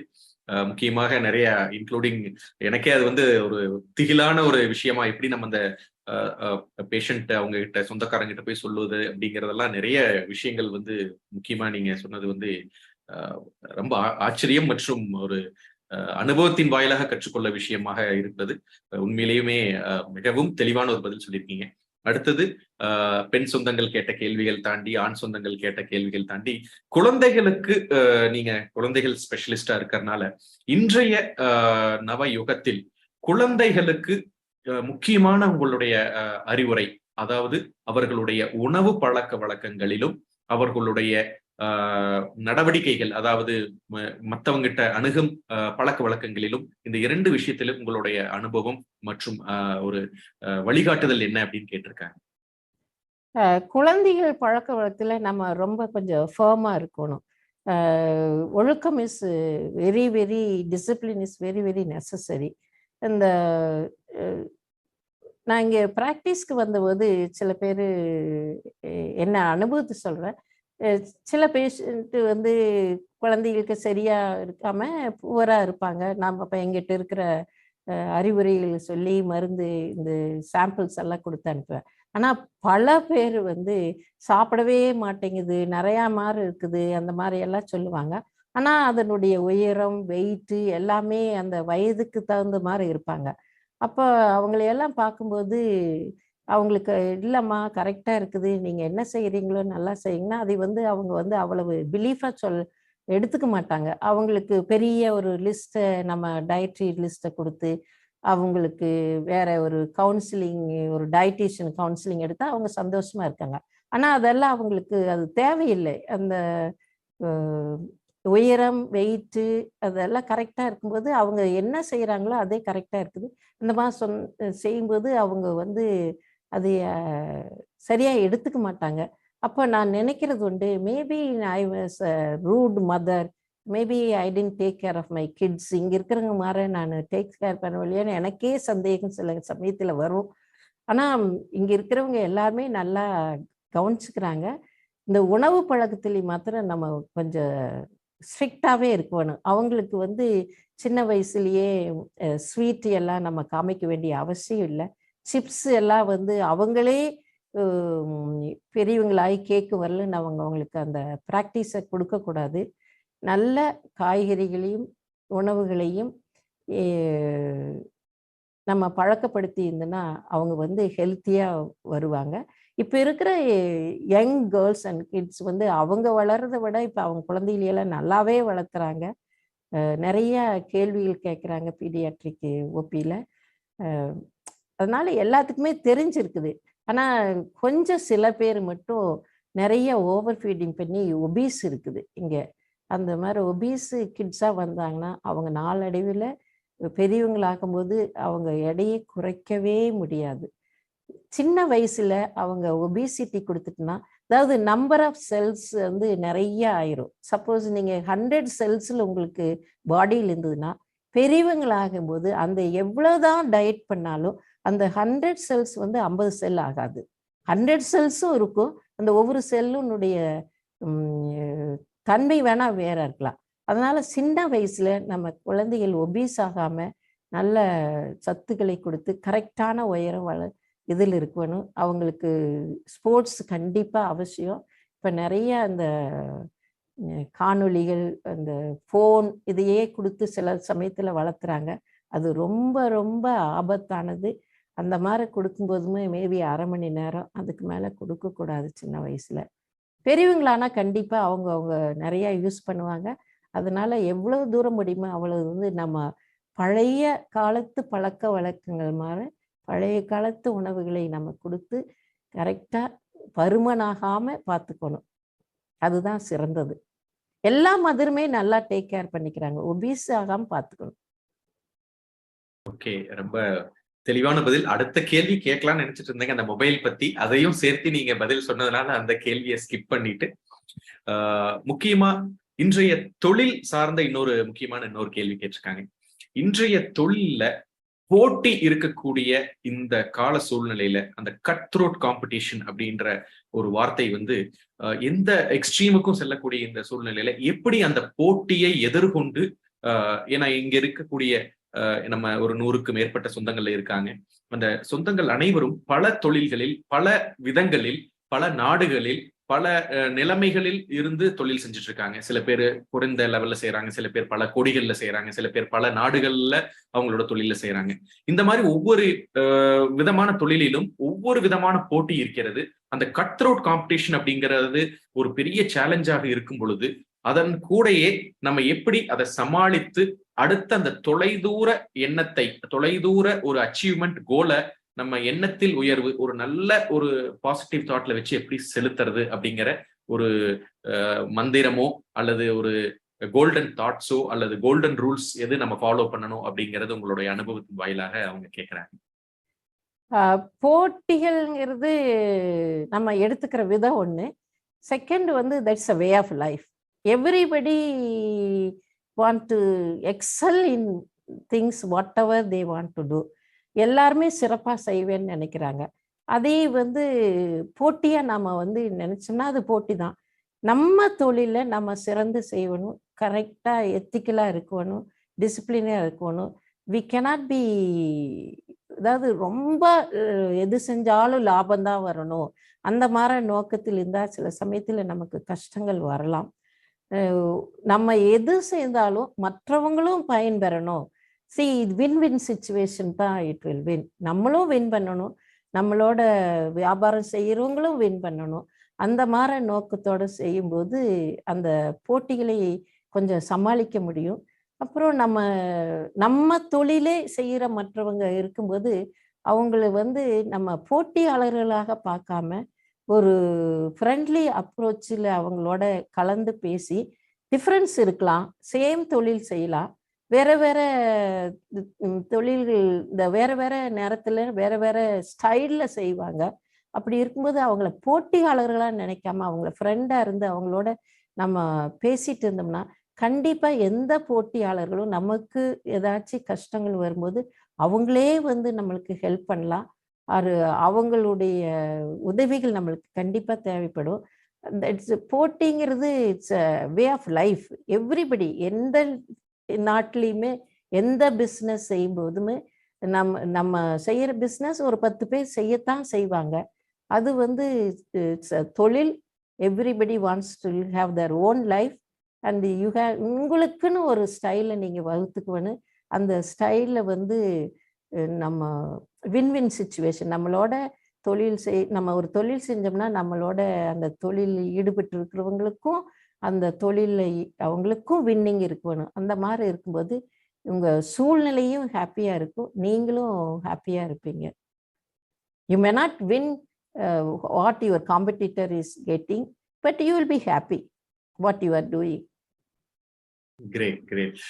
இதை நீங்க சொல்லும் பொழுது, இந்த பதில் நான் கேட்கும் பொழுது ஒரு முக்கியமான ஒரு தொழில் சார்ந்த ஒரு பயிற்சி பட்டறை, ஒரு இன்டர்நேஷனல் ட்ரைனிங் அரீனால how to win your competition அப்படிங்கிற ஒரு தலைப்புல பல ஆயிரங்களை வாங்கி கொண்டு ஃபீஸா வாங்கி கொண்டு ஒரு நட்சத்திர ஹோட்டல்ல போகும் பொழுது நீங்க சொன்ன அந்த பதில் தான் மெயின் கிரக்ஸா அந்த 2 நாள் பயிற்சி பட்டறைக்கு அப்புறம் சொன்னாங்க.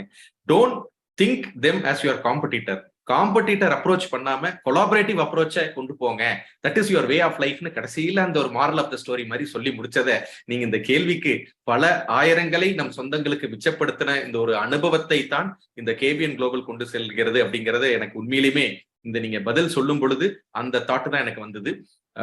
அனுபவம் அப்படிங்கிறது தான் இன்றைக்கு மிகப்பெரிய ஒரு தொழில்ல முதலீடு அப்படிங்கிறத கண்டிப்பா இன்றைக்கு நம்ம இந்த கேபிஎன் காணொலியில குழுமி இருக்கக்கூடிய அனைத்து சொந்தங்களும் இந்த நீங்க ஒரு கேள்வி சொன்ன அந்த விதத்தை, ஒரு கொலாபரேட்டிவ் அப்ரோச் பிளஸ் அந்த வே ஆஃப் லைஃப்ல நம்ம எப்படி பிரயாணிக்கிறோம் அப்படிங்கிறத சிம்பிளா சொன்னீங்க.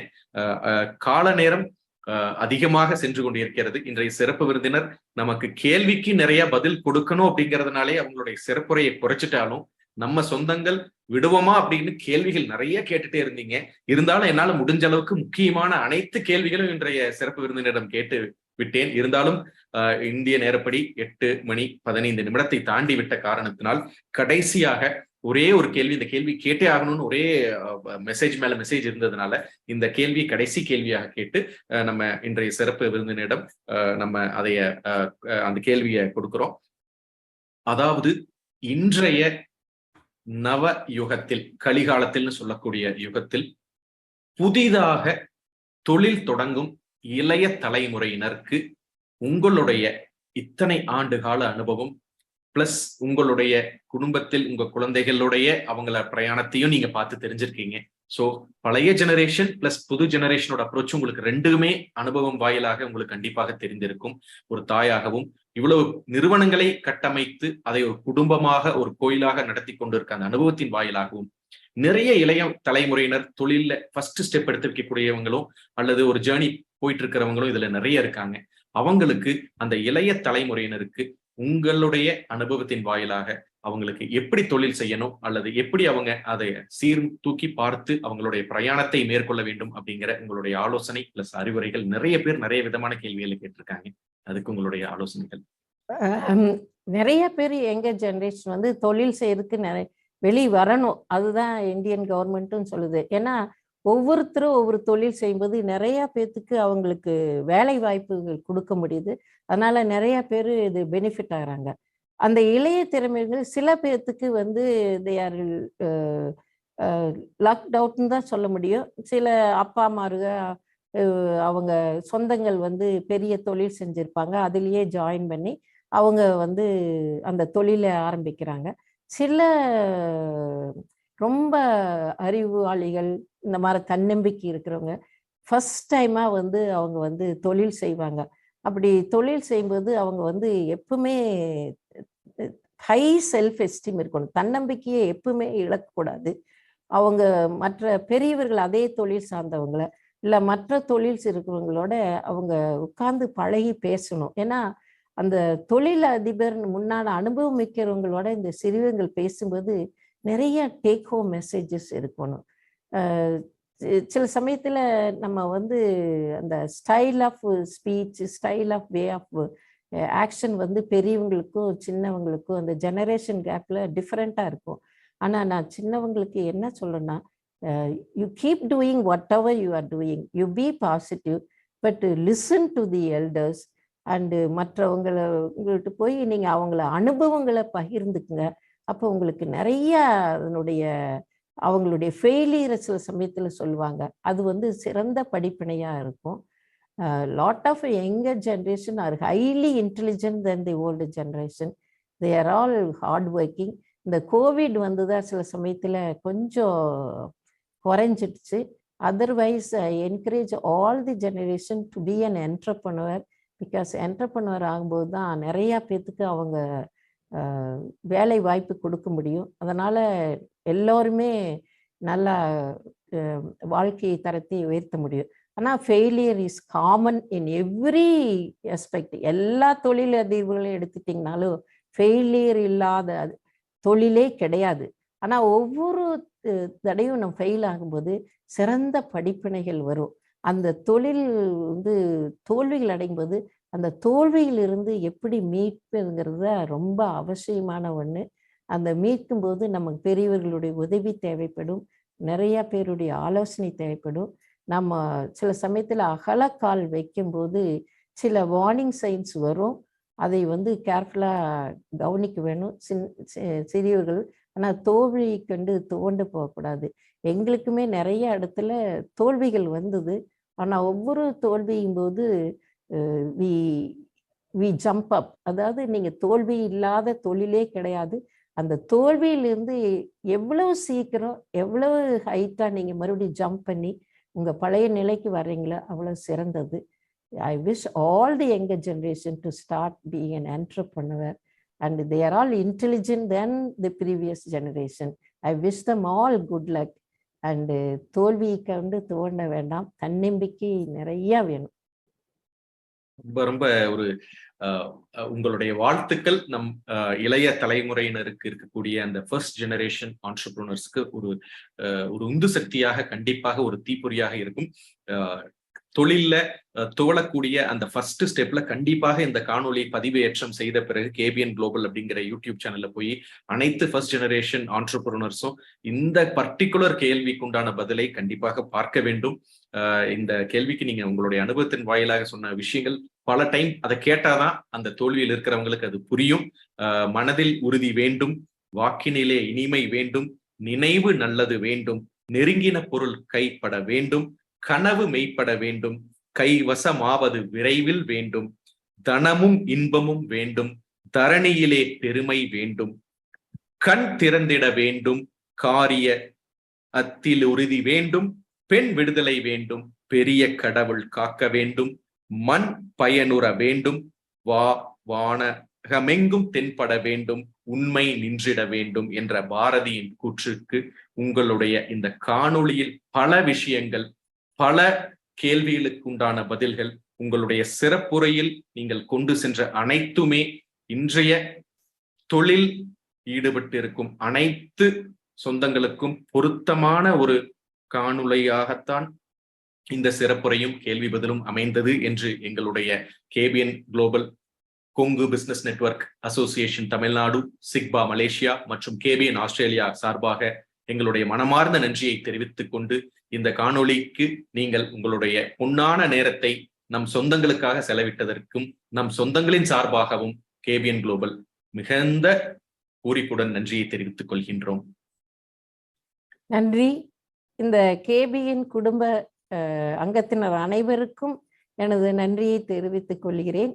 நீங்க என்ன டவுட் இருந்தாலும் என்னோட அனுபவத்தில் இருக்கிறத நான் உங்களுக்கு ஷேர் பண்ண முடியும். Please keep asking question to everybody elders and keep moving with all the people around you. Remember one thing, you cannot grow alone. You have to uplift people around you. You have to grow along with your society. If you have that principle, you will be growing along with the society and you will be always be a happy person. Thank you so much. இங்கே இதிலிருந்து இணைந்த அனைவருக்கும், இதை காணொளியை ஏற்பாடு செய்திருந்த அனைவருக்கும் என் நன்றியை தெரிவித்துக் கொள்கிறேன். வணக்கம். நன்றி.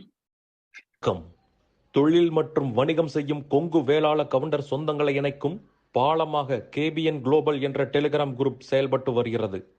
39 நாடுகளைச் சேர்ந்த 3585 கொங்கு வேளாள கவுண்டர் சொந்தங்கள் அதில் ஒரே குடும்பமாக தொழில் விவரங்களையும் தொழில் வாய்ப்புகளையும் அவர்களுக்குள் பரிமாறிக்கொண்டு உள்ளார்கள். இந்த குழு எந்த ஒரு அரசியல் கட்சியையோ அரசியல் தலைவர்களையோ பின்பற்றாத ஒரு குழுவாகும். நமது சமுதாயத்தின் மேல் அக்கறை கொண்டு முற்றிலும் நம் மக்களின் வர்த்தகத்தை உயர்த்த வேண்டும் என்ற உன்னத நோக்கில் செவ்வனே செயல்பட்டு வருகிறது. KBN என்ற பெயரில் மலேசியா கோலாலம்பூரில் பழனியப்பன் மாரப்பன் அவர்களால் தொடங்கப்பட்டு தற்போது தமிழ்நாட்டில் Kongu business network KBN association என்ற பெயரில் தமிழ்நாடு அரசில் பதிவு செய்யப்பட்டு தொழில் முனையும் கொங்கு சொந்தங்கள் ஆதரவோடு சிறப்புடன் செயல்பட்டு வருகிறது. KBN குளோபல் குழு தவிர வேறு எந்த ஒரு பெயரிலும் வாட்ஸ்அப் குழு, டெலிகிராம் குழு கிடையாது. இது நமது கொங்கு சொந்தங்களின் தொழில் மற்றும் சமுதாய முன்னேற்றத்திற்கு சேவை மனப்பான்மையுடன் உருவாக்கப்பட்ட அரசியல் சார்பற்ற அமைப்பு. இந்த குழுவில் இணைவதற்கு எந்த ஒரு கட்டணமும் கிடையாது. ஒரு சிலர் KBN பெயரை பயன்படுத்தி சந்தா வசூலித்து சுய லாபத்துக்காக குழுக்களை அமைத்துக் கொண்டிருக்கின்றனர். அவ்வாறு செயல்படும் குழுவுக்கும் நமக்கும் எந்த தொடர்பும் கிடையாது. 100 விழுக்காடு தொழில் சம்பந்தப்பட்ட பதிவுகள் மட்டுமே, அதுவும் இலவசமாக, எந்த ஒரு சந்தாவும் இல்லாமல் நம் சொந்தங்கள் அனைவரும் முன்னேற வேண்டும் என்ற உயரிய எண்ணத்தில் பதிவுகளை அனுமதிக்கும் ஓர் உலகளாவிய வர்த்தக குழு, நம் தொழில் அபிவிருத்திக்கு ஏற்ற ஓர் உபயோகமுள்ள ஒரே குழு KBN குளோபல் டெலிகிராம் குழு. சொந்தங்களுக்கு இது குறித்து சந்தேகங்கள் இருந்தால் +60 13299144 +6 13299144 என்ற அலைபேசி எண்ணில் வாட்ஸ்அப் குறுஞ்செய்தி அனுப்பலாம். நன்றிகளுடன் மலேசியா பழனியப்பன் மாரப்பன் அவர்கள் சார்பாக செழியன் குமாரசாமி. நீங்கள் நமது கொங்கு சொந்தங்கள் வாழ்வில் முன்னேற வேண்டும் என்று விரும்பினால் இந்த தகவலை உங்கள் சொந்தங்களுடன் பகிர்ந்து மகிழ்ந்திட அன்புடன் வேண்டுகிறேன். KBN குளோபல் டெலிகிராம் குழுவில் இணைந்து உங்கள் தொழில் வணிக உறவுகளை விரிவுபடுத்தி வளம் பெற வாழ்த்துகிறேன். வணக்கம்.